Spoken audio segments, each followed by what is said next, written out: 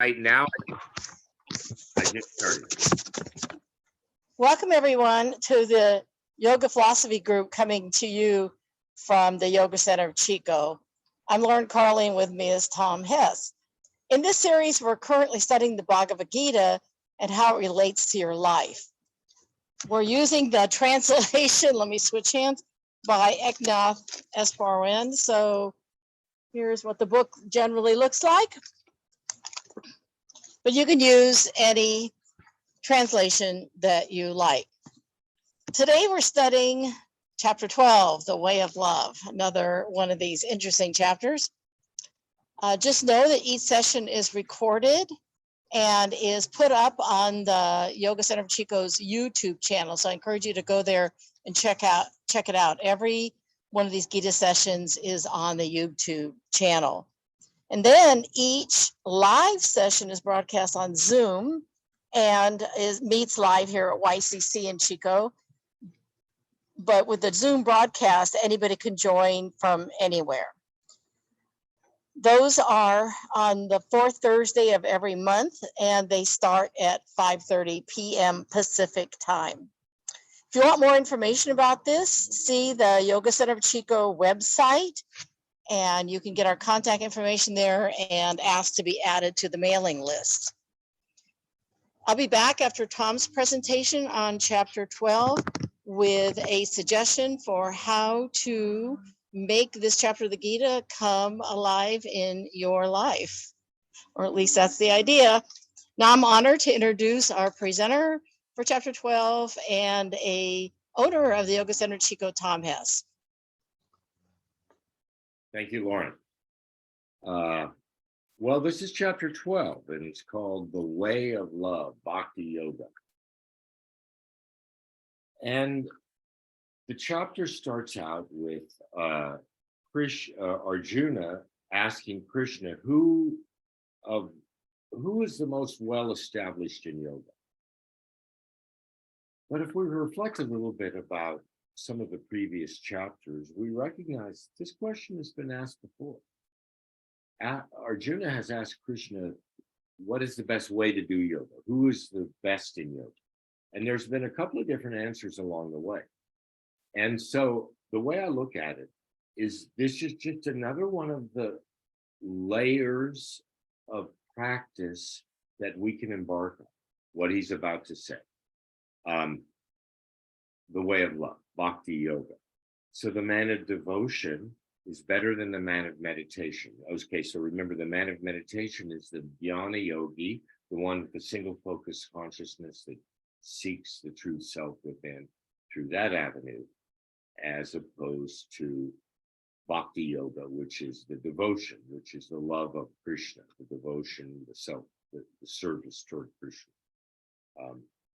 One of the things about this that's brought up is this devotion is one of the inherent qualities of all religions. There needs to have this quality of faith and trust and honoring this lineage, whatever lineage it is. So this is part and parcel of many ways of looking at spiritual practice. In the previous chapters, there was Jnana Yoga, the yoga of meditation. There was Bhakti Yoga, the yoga of devotion, or there was Karma Yoga. There was that was the yoga of selfless service, and now there's Bhakti Yoga. So we're looking at all of these avenues are ways to approach Krishna. It just basically Arjuna is asking, which is the best? How do I go about this?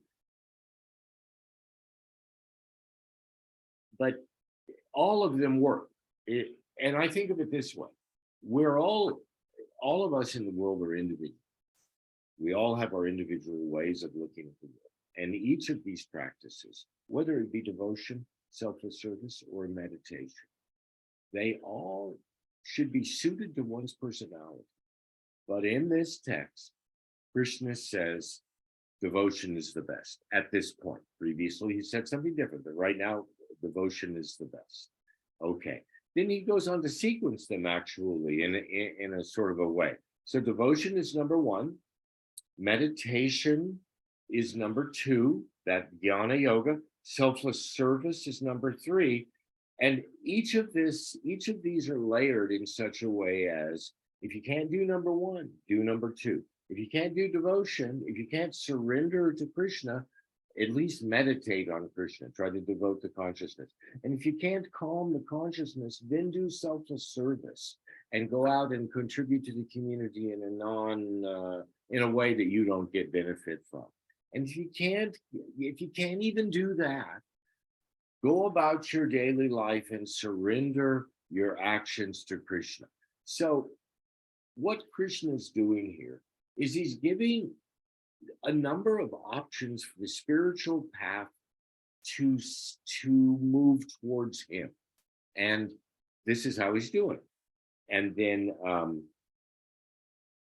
he goes on to continue to talk about this. And the best is the surrender results of all your actions. So whatever actions you do in the world, you want to surrender to Krishna and not take credit for yourself. Then meditation, then knowledge. The mechanical practices that we do at the beginning stages of our spiritual pursuit, we all have to do them, whether it be asana or sitting for meditation. The first time we all sit for meditation, it's not so easy. Same with the asana, same with the physical practice. But we have to go through the mechanics of it. But after that mechanics of it, then we start to see the underlying wisdom of it, the knowledge of it. When we do an asana, when we do meditation, suddenly our mind starts to calm. When that mind starts to calm, then we have a sort of hey, I understand why we do this. This works. Okay. Then after that, one wants to sit with that, wants to work with that. So each of these are layers of practice that Krishna is encouraging us all to do at the given level that we're able to do it. Then Krishna goes on to talk about the ones who are closest to him, who are his closest devotees.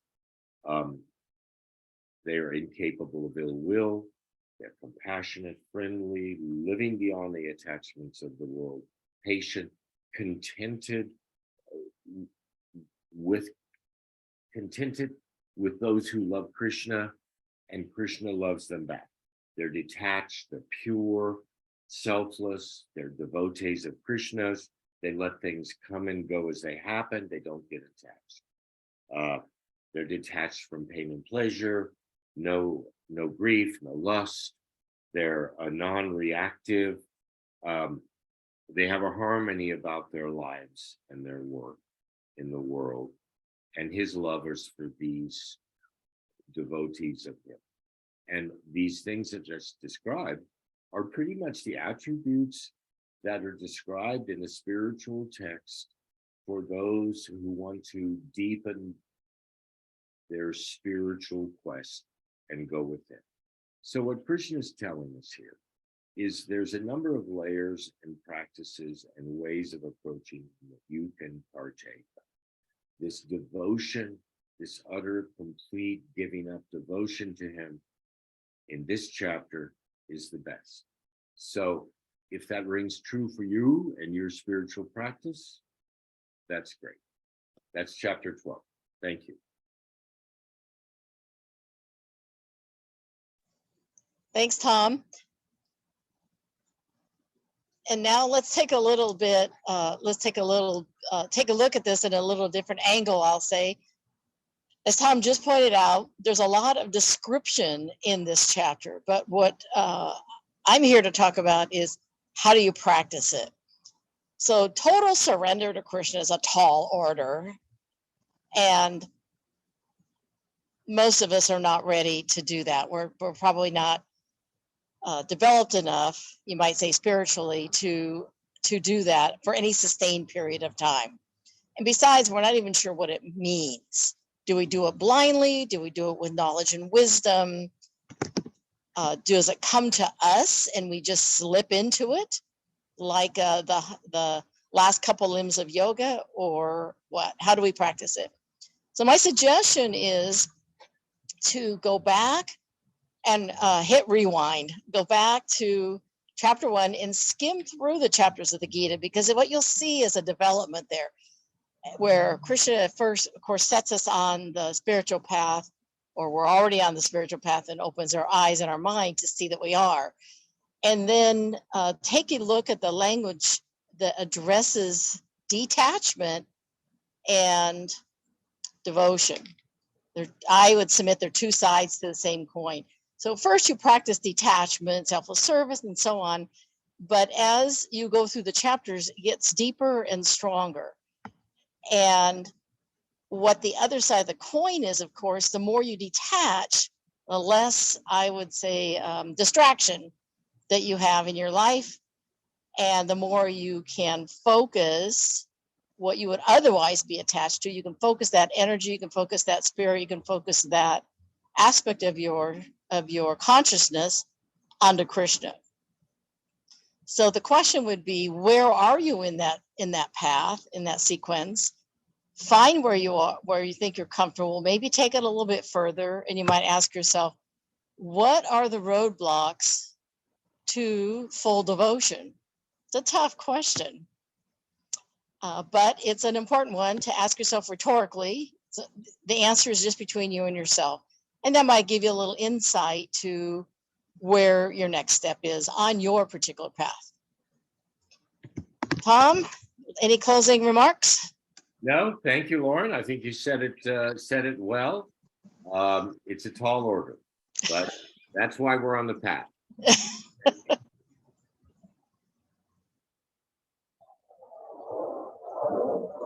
Okay, I guess that's it. Okay. It looks like you're getting jets flying over you. Yeah. I've got a air conditioner going on here, and all of a sudden a jet started flying over, so that's why I put my hand over my mic. Well, you could, take care, everybody. I'll see you tomorrow. Okay, see you then. Unless you have anything else to cover logistically,